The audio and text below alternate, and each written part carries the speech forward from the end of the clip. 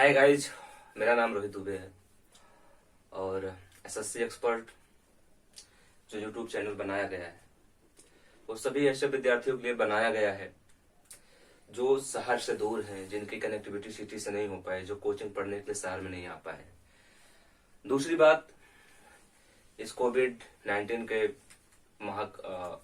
प्रलय काल में सारी कोचिंग संस्थाएं वैसे भी ऑफलाइन बंद हो चुकी हैं, सारी संस्थाएं ऑनलाइन शुरू हो चुकी हैं। और जो संस्थाएं ऑनलाइन शुरू हैं, आप उन्हें डाउट सेशन की व्यवस्था तो है नहीं उनमें। आप उनको फीस दे के आप घर बैठेंगे, वो फिर अपने मन का पढ़ाएंगे। आप उनसे उस तरीके से वार्तालाप नहीं कर पाएंगे जिस तरीके से आप ऑफलाइन कक्षाओं में कर पाते थे। तो आप पैसा भी दें और उस तरीके के बेनिफिट ना पा सकें, तो इससे आपका डबल नुकसान होगा। अब हम आपको वही चीजें जो आप पैसा दे के पा रहे हैं, वही चीजें आपको ऑफलाइन फ्री में ऑनलाइन दे रहे हैं। तो मैं बेसिकली एसएससी जीएस एक्सपर्ट, तो मैं आपको यहाँ पे आज जो शुरू करने वाला हूं वो इतिहास विषय है। इतिहास एक ऐसा विषय है जो शुरू से इतिहास एक ऐसा विषय है जो अपना डोमिनेंट रखता था हर एक एग्जाम में, और लेकिन कुछ समय के पश्चात इतिहास का जो अपना था वो धीरे धीरे उसका स्तर गिरता गया है। उसका कारण यह है कि अब उसका जगह ले लिया है पॉलिटी ने, उसका जगह ले लिया इकोनॉमिक्स ने, उसकी जगह ले लिया ज्योग्राफी ने। लेकिन इतिहास के आज भी एक ऐसा पार्ट है जो अपने आप में बहुत महत्वपूर्ण भूमिका निभाता है। अगर इतिहास के 15 क्वेश्चन आ रहे हैं तो आप मान लीजिए कि कम से कम 10 क्वेश्चन उस सेक्शन से आने हैं। तो वो सेक्शन आपको पता है कि वो आधुनिक भारत है, लेकिन वहां उस सेक्शन पर जाने से पहले इतिहास की जो पूरी तरीके से समराइजेशन है, आज क्लास नहीं शुरू करेंगे, लेकिन इतिहास का जो समराइज करेंगे कि इतिहास के पढ़ने का अप्रोच क्या होगा, किस तरीके से इतिहास में हम धीरे धीरे कदम आगे बढ़ाएंगे। जिस तरीके से इतिहास ने अपने आप को धीरे धीरे प्रसारित किया है, उसी प्रकार हम भी इतिहास को धीरे धीरे पढ़ेंगे, हर उसके चरणों को बांट के। जो जहां से प्रश्न ज्यादा पूछे जाते हैं उन जगहों पे हम ज्यादा फोकस करेंगे, जहां पे प्रश्न कम पूछे जाते हैं वहां हम कम फोकस करेंगे। लेकिन ऐसा कतई नहीं है कि उन जगहों पे हम पढ़ाई नहीं करेंगे। जैसे कि अगर आप बात कीजिए तो एंशिएंट में राजनैतिक महत्व के क्वेश्चन कम पूछे जाते हैं, ज्यादा करके क्वेश्चन पूछे जाते हैं वहां से साहित्य के बारे में, कला के बारे में, संस्कृति के बारे में, किताबों के बारे में। तो हम ज्यादा पे वहां पे फोकस करेंगे। हम जब मध्यकालीन में आते हैं तो वहां से हट के थोड़ा सा प्रशासनिक पूछा जाता है वहां पे, और वहां की जो, क्योंकि चित्रकला, वास्तुकला, स्थापत्य कला यहाँ पे हम देखते हैं कि मध्यकाल में बहुत ज्यादा हमको दिखाई देता है। और दूसरा, उससे पहले एक सामंतवादी समाज है, तो सामंतवादी समाज के बारे में भी थोड़ा सा हम पढ़ेंगे। लेकिन जो सबसे मुख्य और मेन फेज हो चुका है हमारे इस समय प्रतियोगी परीक्षाओं में इतिहास में, वो आधुनिक भारत है। तो आधुनिक भारत की शुरुआत आप लोग बेसिकली मानते हैं कि औरंगजेब की मृत्यु के पश्चात से शुरू हो जाता है और लगभग 1947 तक चलता है। उसके बाद के काल को हम समकालीन भारतीय इतिहास में बांट लेते हैं।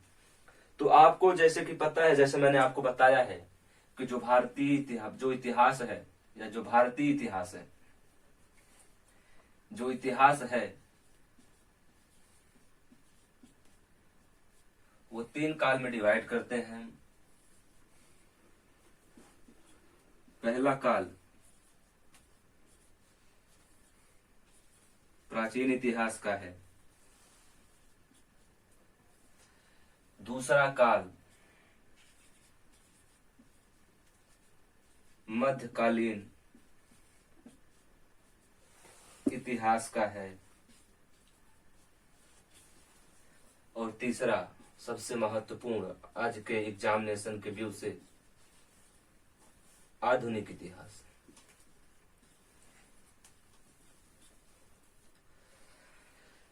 ये हमारे 3 प्रकार के विभाजन होते हैं इतिहास को। जब हम शुरुआती दौर में पढ़ना शुरू करते हैं तो हम जब इतिहास पढ़ने जाते हैं तो हमें बेसिकली शुरुआत करनी चाहिए प्राचीन इतिहास से।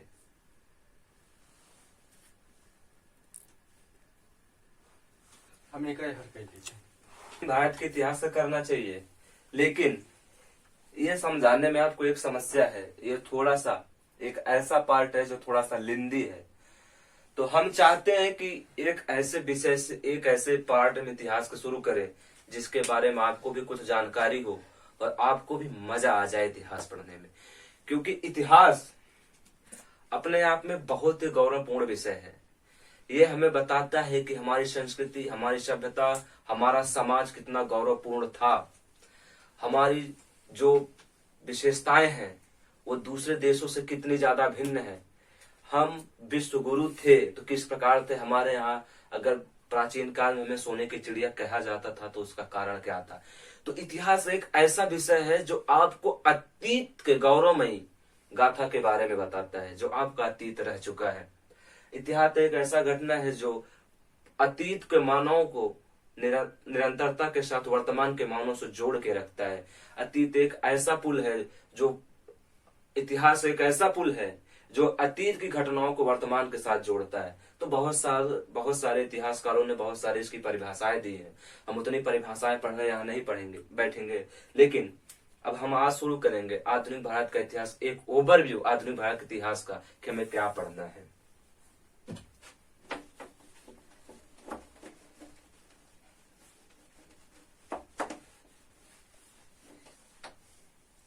बेसिकली आप जब आधुनिक भारत का इतिहास पढ़ना शुरू करते हैं तो बहुत सारे ऐसे अध्यापक हैं, टीचर हैं जो आधुनिक भारत के इतिहास को 1 या 2 खंडों में विभाजित करके पढ़ा देते हैं। लेकिन हमारे जो पढ़ने का तरीका होगा, हम लोग अलग मंच पे हैं, एक अलग फैकल्टी है, एक अलग एनर्जी, एक अलग अलग जोश है। तो हम जब इतिहास पढ़ना शुरू करेंगे, जब हम हिस्ट्री रीडिंग करेंगे तो क्या करेंगे, एक अलग तरीके से पढ़ेंगे ताकि इतिहास एक बार में समझ जाए। हर एग्जाम के लिए हमें बार बार एक ही सब्जेक्ट पढ़ना पड़े, इस तरीके का हमें पढ़ाई नहीं करनी है। हम एक बार कोई सब्जेक्ट पढ़ ले, एक बार कोई टॉपिक पढ़ ले तो इससे हमारा सारा एग्जाम निकल जाना चाहिए। तो हम यहाँ क्या लिखेंगे, आधुनिक इतिहास। जब हम आधुनिक इतिहास करेंगे तो इसका भी हम 3 भागों में विभाजन करेंगे, क्योंकि जब सबका विभाजन करेंगे तभी सब। इसको हम पहला अगर मान ले, इसका हम पहला मान ले तो हमारा 1707 से शुरू होता है। इसका टाइम पीरियड मैं यहाँ पे लिख देता हूँ। 1707 से लेके 1947 तक ही हम यहाँ पढ़ेंगे। इसके बाद का इतिहास हम दूसरे इतिहास में पढ़ेंगे, समकालीन इतिहास में। तो 1707 से लगभग आपको एक कितने सालों का इतिहास दिख रहा है। अगर हम 100 सालों का इतिहास देखें तो इनमें 2-3 प्रकार के इतिहास आ जाएंगे। आपका राजनैतिक इतिहास आ जाएगा, सामाजिक एवं आर्थिक इतिहास आ जाएगा, उसके फिर राष्ट्रीय आंदोलन आ जाएंगे। तो पहला अगर हम बात करें तो राजनैतिक इतिहास देख लेते हैं।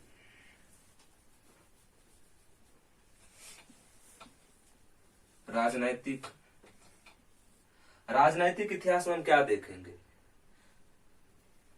राजनैतिक इतिहास में हम देखेंगे कि 1707 के बाद से 1885 तक, इसको हम लोग राजनैतिक इतिहास में देखेंगे। राजनैतिक इतिहास में क्यों, इस टाइम पे बहुत बड़ी कोई घटनाएं नहीं घट रही है, कोई बहुत बड़ा इशू नहीं हो रहा है, बहुत छोटे छोटे घटनाएं घट रही हैं। छोटी छोटी घटनाएं भी नहीं है, पूरा ब्रिटिश साम्राज्य यहाँ स्थापित हो जाता है। इसी में आप ब्रिटिश पूरे यूरोपीय कंपनियों का आगमन देखेंगे। इसी में आप देखेंगे कि किस तरीके से क्षेत्रीय शक्तियों को विस्थापित करके एक अपनी संपूर्ण शक्ति जो भारत में स्थापित कर रही है 1885 तक। उसके बाद हम एक आप देखते हैं कि भारत में लगभग 19वीं शताब्दी में भारतीय सामाजिक सुधार आंदोलन, मतलब उसके बाद क्या है, सामाजिक सुधार, या हम सामाजिक कहते हैं उसे। ये आप कहो क्या हो जाएगा, ये आपका सामाजिक हो गया। सामाजिक में आप क्या देख रहे हैं कि धीरे धीरे से पूरे समाज में, वो चाहे हिंदू समाज हो, चाहे वो मुस्लिम समाज हो, चाहे वो सिख समाज हो, चाहे वो पारसी समुदाय हो, वहां हम देख रहे हैं कि उनमें जो उनके धर्मों में कुरीतियां आ गई हैं, जो उनके धर्मों में कुछ गलत तत्व या एलिमेंट उपस्थित हो गए, उनको दूर करने का वो प्रयास कर रहे हैं। किसके माध्यम से, समाज सुधार आंदोलन के माध्यम से। हम समाज सुधार आंदोलन देखेंगे, एक बहुत बड़ी फेहरिस्त हमें दिखाई देती है। इसमें देखते हैं कि राजा राम मोहन राय, राजा राम मोहन राय ईश्वर चंद्र विद्यासागर,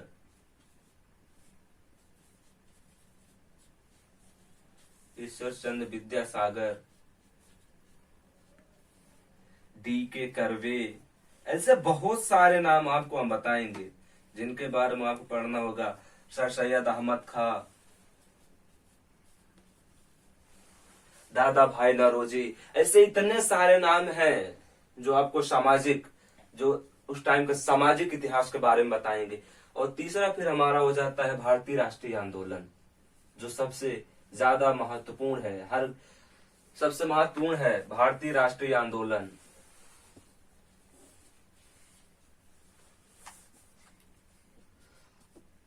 आप कोई भी सिलेबस उठा के देखिए, आपके सिलेबस में अगर इतिहास से संबंधित सिलेबस बना है तो दो प्रकार का आपका इतिहास लिखा जाता है। एक तो लिखा जाता है भारतीय इतिहास। भारतीय इतिहास का मतलब होता है प्राचीन इतिहास, वो प्राचीन इतिहास से संबंधित पूछता है। और एक स्पेशली आपका देता है भारतीय राष्ट्रीय आंदोलन। तो आप समझ सकते हैं कि भारतीय राष्ट्रीय आंदोलन अपने आप में कितना महत्वपूर्ण टॉपिक है, कितना विशेष होगा कि ये आप चाहे आईएएस को उठा के देख लीजिए, चाहे पीसीएस को उठा के, किसी भी स्टेट पीसीएस को उठा के देख लीजिए, कोई भी एसएससी एग्जाम, रेलवे, बैंक, कहीं का भी उठा के देखिए, भारतीय राष्ट्रीय आंदोलन का अपने आप सिलेबस में अलग से टॉपिक ही बना होता है। इसका मतलब समझ सकते हैं कि जब 1885 से 1947 तक के पूरे भारतीय राष्ट्रीय आंदोलन का एक एक करके जब उसको तार तार निकालेंगे, तब समझ में आएगा कि भारतीय राष्ट्रीय आंदोलन को किस तरीके से पढ़ा जाना चाहिए। भारतीय राष्ट्रीय आंदोलन एक ऐसा आंदोलन है जो क्रमबद्ध तरीके से लगा हुआ है पूरा 1947 तक।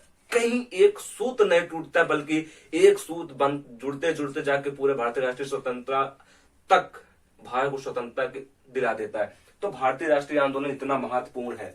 सामाजिक आंदोलन भी महत्वपूर्ण है, क्योंकि सामाजिक आंदोलन के बाद समाज में चेतना आती है, समाज में कि मन में जो कुंठा बनी रहती है कि हम शुरू से दबाए हुए, हमारे लोगों, हमारे ऊपर विदेशियों ने शासन किया हुआ है, हमारा कोई अपना स्वायत्त नहीं था, या फिर ये कहें कि विदेश ही सबसे ज्यादा प्रतिभाशाली है, सबसे ज्यादा महत्वपूर्ण है, वो हमें सभ्य बनाने का है। लेकिन जब राजा राममोहन राय उपनिषदों की व्याख्या करते हैं, ईश्वर चंद्र विद्यासागर वेदों की, दयानंद सरस्वती, ये सब सारे जब बढ़ते हैं तो वो बताते नहीं, हमारा भारतीय जो साहित्य, समाज और जो संस्कृति है वो कहीं यूरोपियों से कई गुना ज्यादा बेहतर है।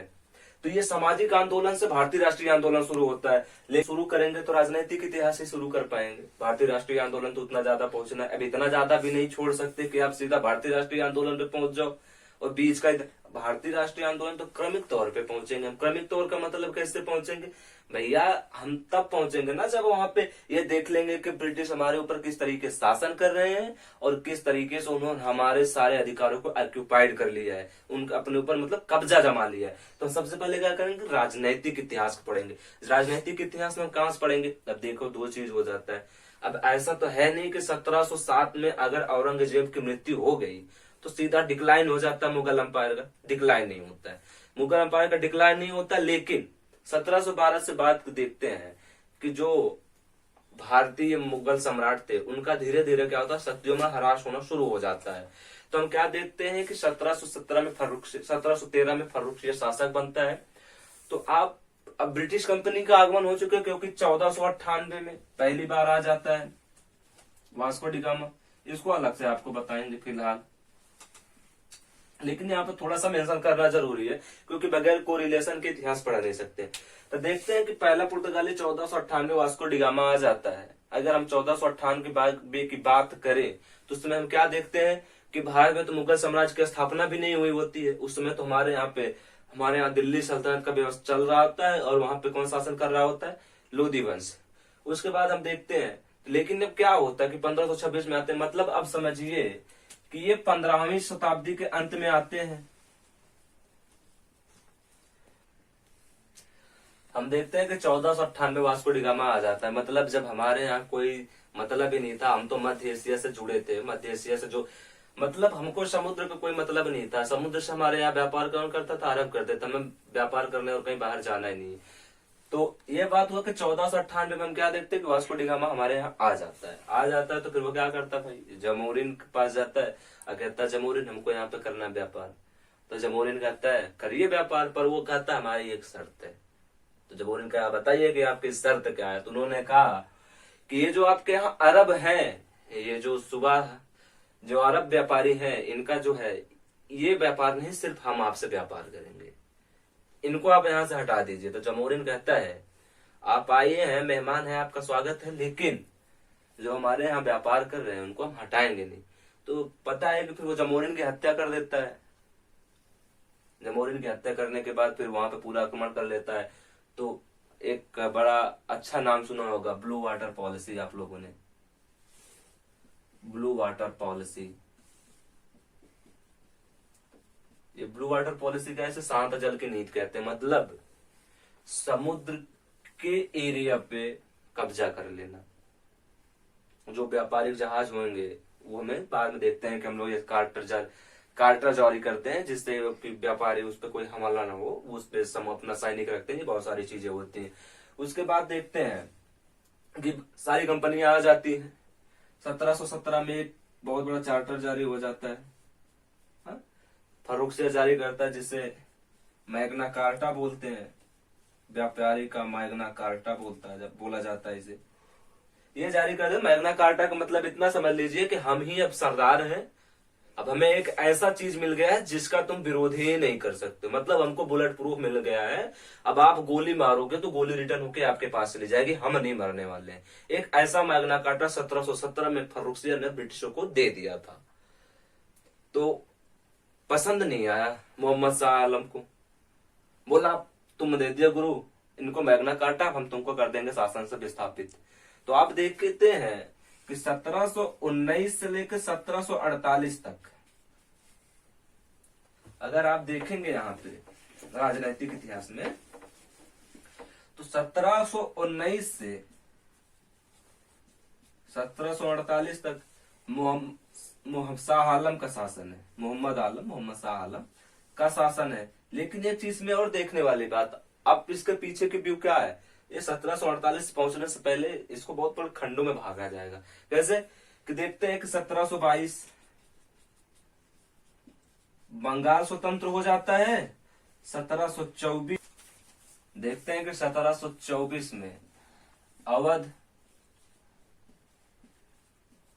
और हैदराबाद दोनों एक साथ आजाद होते हैं। ठीक है, 1724 में हैदराबाद अवध हो जाते हैं। लेकिन सबसे बड़ी घटनाएं दो यहाँ पे घटती हैं, जिनको हमें बहुत ज्यादा ध्यान पूर्वक पढ़ना है। पहली घटना घटती है कर्नाटक वार हम पढ़ेंगे। कौन सा पढ़ेंगे? कर्नाटक वार। इनका अपने आप में वो है, सिमिलरिटी है, इसलिए कर्नाटक वार क्यों पढ़ेंगे? क्योंकि हैदराबाद का जो राजा था वो मर जाता है। क्योंकि यही कर्नाटक वार में देखते हैं कि फ्रांसीसी क्या करते हैं, भारतीय राजाओं के क्षेत्र में अपनी प्रभुत्व स्थापित करने के लिए धीरे धीरे एक दूसरे से कॉन्फ्लिक्ट क्लियर करते हैं। तो कर्नाटक के 3 वार हुए हैं।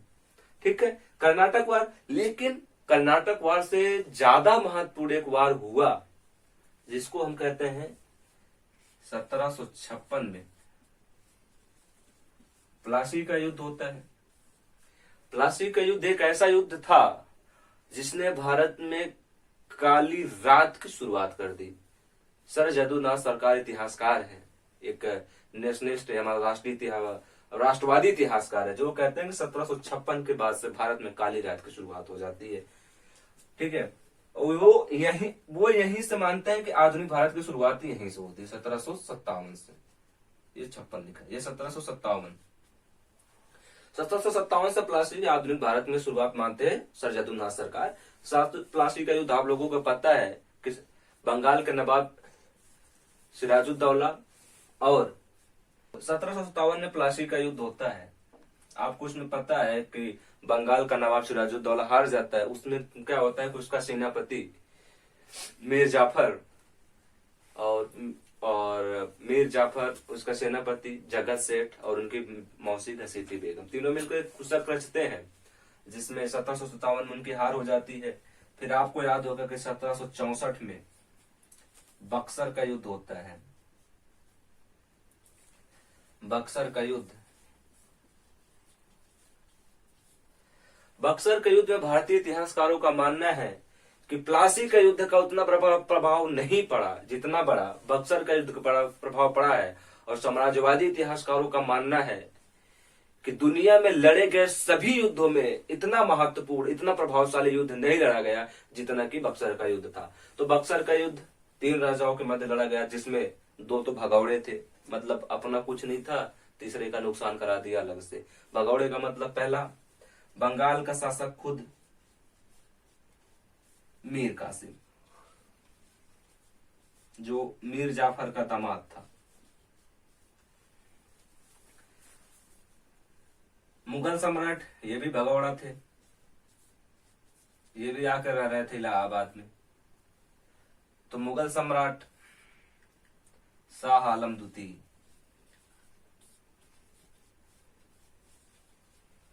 शाह आलम द्वितीय। और तीसरे हमारे अवध के नवाब शुजाउद्दौला, अवध के नवाब शुजाउद्दौला।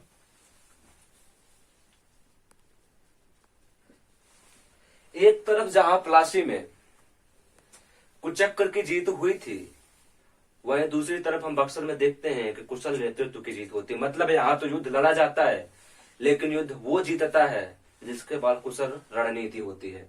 इसके बाद हम देखते हैं, यहाँ से आगे बढ़ते हैं, धीरे धीरे वो सारे कब्जा करते चले जाते हैं। अगर कब्जा करने की बात करें तो वो बेलेजली जब आता है, पहले यहाँ से 1765 में फिर बंगाल में द्वैत शासन की स्थापना हो जाती है, 1772 तक चलती है।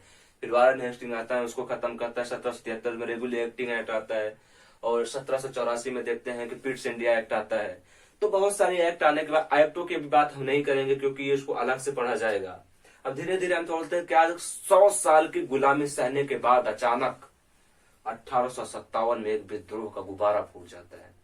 100 साल की गुलामी मौजूद, मतलब कहा जाता है कि 1833 में लॉर्ड विलियम बेंटिंग कहता है, लॉर्ड विलियम बेंटिंग कहता है कि बंगाल में ऐसा कुछ बचा ही नहीं था। वहां पर जो जुलाहे थे उनकी हड्डियां बिखरी पड़ी हुई थी मैदान में। तो इस तरीके की लूट खसोट के बाद सारी जनता त्रस्त हो चुकी थी। उसमें लॉर्ड बेलेजली की सहायक संधि और लॉर्ड डलहौजी की हड़प नीति ने पूरी भारत की जनता को बगावत के मुंह पे लाके खड़ा कर दिया था।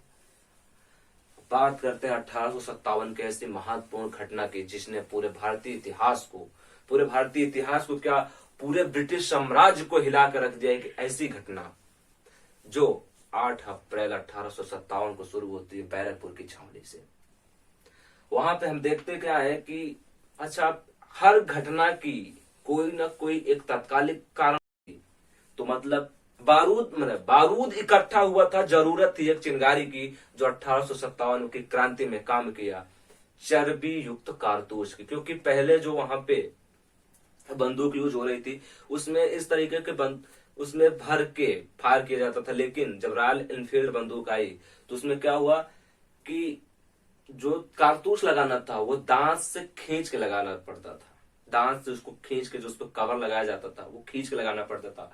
उससे क्या हुआ, उसमें यह भ्रम फैल गया पूरी छावनियों में, हिंदू और मुस्लिम जो सैनिक थे, ये भ्रम फैल गया कि ये जो कारतूस जो दांत से खींचा जाता है उसमें सुअर और गाय की चर्बी मिली हुई, मतलब धार्मिक भावना। और बहुत सारी मिशनरियां जो थी उस टाइम पे कैंपेनों में घूम रही थी, छावनियों में घूम रही थी, लोगों को ईसाई बनाने की कोशिश कर रहे थे। देखते हैं कि 1850 में एक ऐसा कानून भी लेके आते हैं लॉर्ड डलहौजी कि अगर कोई व्यक्ति ईसाइयत अपना लेता, ईसाई धर्म अपना लेता, तो उसे क्या, उसके पिता के जायदाद से दखल नहीं किया जाए। ये सारी चीजें तो थी। उसके बाद हम देखते हैं कि 1856 में कुशासन का आरोप लगाकर अवध के नवाब को कुर्सी से लॉर्ड डलहौजी उतार देता है। तो ये सारी घटनाएं जो होती हैं 1857 को एक बहुत बड़े क्रांति के रूप में परिवर्तित कर देती है। और फिर हम देखते हैं कि लगभग पूरा उत्तर भारत इसे 1857 की महाक्रांति में अपने आप को झोंक देता है। क्योंकि उस समय जो सैनिक थे सबसे ज्यादा कहां से थे, उत्तर प्रदेश से। लगभग उनके सैनिकों में आधे से ज्यादा सैनिक कौन थे, उत्तर प्रदेश के थे। जो आज आधुनिक उत्तर प्रदेश नहीं, जो पहला उत्तर प्रदेश बहुत बड़ा था जिसमें उत्तराखंड भी शामिल था। तो सारे यहीं से शामिल, सारे यहां से। तो जब अगर एक ऐसा होता है, अगर हमारे जो मुखिया है, हमारा गांव का मुखिया, अगर उसके खिलाफ कुछ चीज कर दी जाए, अभी तो कुछ भी करो तो अभी तो सब प्रसन्न हो जाते हैं। पहले ऐसा होता था कि हमारे गांव मुखिया के खिलाफ हो जाए तो माना जाता था कि पूरे गांव की बदनामी हो गई है। तो कुछ इसी प्रकार से वो जब वहां पे कुशासन का आरोप लगा के हटाया गया, तो ऐसा पूरे जमींदार जो तालुकेदार थे वो सब ब्रिटिशों के खिलाफ आ गए और बगावत कर बैठे। इसको अगर देखें, जो उस समय हमारा युद्ध शुरू हुआ 1857 में बड़े स्तर पे, अगर हम बात करें 1857 के इस महाविद्रोह के बाद हम देखते हैं कि भारत में क्राउन का शासन स्थापित हो जाता है, कंपनी का शासन हट जाता है। तो धीरे धीरे कंपनी क्राउन क्या धीरे धीरे परिवर्तनशील होती है, कुछ समितियां बनाती है, कुछ देखते हैं कि हमारे यहाँ विश्वविद्यालयों की स्थापना शुरू हो जाता है, बहुत सारी चीजें होने लगती है। फिर हम बात करेंगे किस पे, जो हमारा मेन कोर है, जो सब्जेक्ट का मेन है, जिसके बगैर पूरा भारतीय इतिहास ही खत्म है, कोई मतलब ही नहीं है, किसी भी एग्जाम में उससे ज्यादा क्वेश्चन कहीं और से पूछा नहीं जाता है। तो हम शुरू करेंगे 1885, जहां पे हमारे देखते हैं कि भारतीय राष्ट्रीय कांग्रेस की स्थापना होती है। बहुत सारे दल, बहुत सारे नेता उसमें आके मिल जाते हैं और धीरे धीरे हम बढ़ जाते हैं कहाँ, आजादी की तरफ, और ले लेते हैं एक आजादी, एक ऐसी आजादी जिसकी कामना भगत सिंह ने की थी, एक ऐसी आजादी जिसकी कामना चंद्रशेखर आजाद जी ने की थी, एक ऐसी आजादी जिसकी कामना बटुकेश्वर दत्त ने जी, एक ऐसी आजादी जिसकी कामना अशफाक उल्लाह खां ने किया था। तो बहुत सारे ऐसे महान क्रांतिकारी जो ये आजादी के सपने सजोए हुए फांसी के तख्ते को चूमते हुए चले गए, शहीद हो गए। तो वो जो आजादी आप मिले, तो उस सारी घटनाक्रम को अगर हम उनके बारे में नहीं पढ़ेंगे तो फिर उस आजादी का और हमारे इस पढ़ाई का कोई मतलब नहीं निकलेगा। क्योंकि हम इतिहास सिर्फ इसलिए ना पढ़े कि हमें कोई विषय, कोई एग्जाम पास करना है, हम इसलिए भी पढ़े कि जिन्होंने हमको आजादी दिलाई उनके अपने विचार क्या थे, जो आजादी के लिए लड़ रहे थे उनके उस समय समस्याएं, चुनौतियां क्या थी, उन सारी चीजों को जानने के लिए हम पूरे इतिहास को एक तरीके से पढ़ेंगे। आगे की क्लास हम जब करेंगे तो उसमें सबसे पहले एक चीज होगा कि हम वहां से शुरू करेंगे ब्रिटिश कंपनियों के आगमन से, क्योंकि वो बताना जरूरी है। ब्रिटिश कंपनियों के आगमन से शुरू करेंगे। ब्रिटिश कंपनियों का जैसे ही आगमन हो जाएगा सारी कंपनियों का, वैसे हम थोड़े से भारत के राजनीतिक बारे में बता देंगे, क्योंकि राजनीतिक और आगमन दोनों साथ साथ चलेगा। क्योंकि उनका जो डिस्प्यूट होता है वो राजनीतिक, जो राजा है, महाराजा है, जो सम्राट है, उन्हीं से उनका डिस्प्यूट होता है, इसलिए उनके कंपनी के आगमन करा देंगे। आगमन के बाद हम पूरा डिस्प्यूट पढ़ाते हुए चलेंगे। और हमारे यहाँ राजस्व लेखपाल की जो वैकेंसी आई हुई है वो शुरू हो चुका है, उसकी क्लास यहाँ पर शुरू हो चुका है। सूरज सर ग्रामीण प्रवेश पढ़ा रहे हैं, उन्होंने 2 वीडियो आप यूट्यूब पे चैनल पे डाल दिया है, जिसका लिंक डिस्क्रिप्शन में दे दिया जाएगा, आप लोग जरूर देखिएगा। और कल से मैं रोहित दुबे एसएससी एक्सपर्ट, इसके बाद हमारे और जो फैकल्टी मेंबर है माननीय मनीष दुबे सर जी, उन्होंने बहुत मेहनत की और उनके हाथ में चोट लगी हुई है, इसलिए वो आपकी मैथ और रीजनिंग की क्लास नहीं चल पा रही है। मेरा विश्वास है कि जब मनीष सर आएंगे तो मुझे पूरा विश्वास है कि आप इंग्लिश, मैथ और रीजनिंग में इतना ज्यादा एंजॉय करेंगे, इतने अच्छे तरीके से पढ़ाएंगे कि चुटकियों में आप अपने सवाल को हल कर लेंगे। और सूरज सर आपको ग्रामीण परिवेश पढ़ा रहे हैं, आगे आपको पॉलिटी भी वही पढ़ाएंगे। कुछ सेक्शन पॉलिटी का मैं पढ़ाऊंगा और कुछ सेक्शन वो पढ़ाएंगे। मतलब हमारा जो एक मिला जुला कॉम्बिनेशन है वो सारा आपके साथ लगा रहेगा। और दूसरा चीज, एक और सब्जेक्ट मैं पढ़ाने वाला हूँ, जियोग्राफी। बहुत मजा आने वाला जियोग्राफी आप लोगों को पढ़ के। जियोग्राफी ऐसे बता देंगे कि एक बार पढ़ना है, दोबारा आपको पढ़ने की जरूरत नहीं पड़ेगी, क्योंकि लोग कंफ्यूज हो जाते हैं जियोग्राफी के किस तरीके से शुरू करें, क्या पढ़े, जियोग्राफी के कैसे सेक्शन में बांटे। वो टीचर आते हैं, अच्छा हाँ ठीक है ये जियोग्राफी देखो शुरू हो गया, तो जियोग्राफी बांटेंगे। जितना भी क्लास में लूंगा हर किसी का डिवीजन करके, हर किसी को एक पार्ट में नहीं, उसको हर एक सब पार्ट करके लूंगा, क्लास लूंगा। और आज के लिए मित्रों इतना ही, बाकी आगे कल मिलेंगे नए विषय के साथ, नए टॉपिक के साथ, नए जोश के साथ, नए जुनून के साथ। तब तक के लिए धन्यवाद। शुभ रात्रि।